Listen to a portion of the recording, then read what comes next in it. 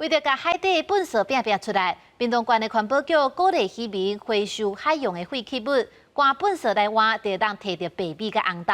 大家也拢真欢喜来参加。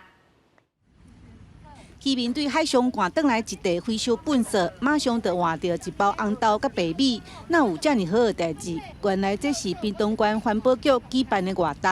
垃圾是不可回收，你要把垃圾赶转来吼，就换在地农产品，换红豆甲换米安尼。为着要鼓励渔民甲海上作业制造垃圾回收，提出白米做奖品。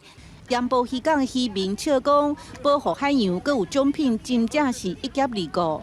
其实渔民加入海洋志工，担任环保蓝队，伫屏东已经有581只，是全国第2多。海保署统计，去年因为疫情，清除海废的数量14477公吨，虽然比前年较少，不过回收量却增加7成。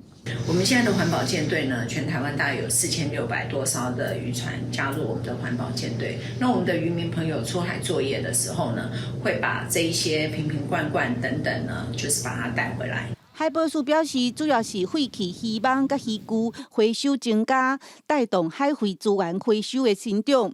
海废回收会当改做衫裤、目镜、环保袋等等，希望民众做伙来保护海洋。记者邓亚文、赖维佐屏东报道。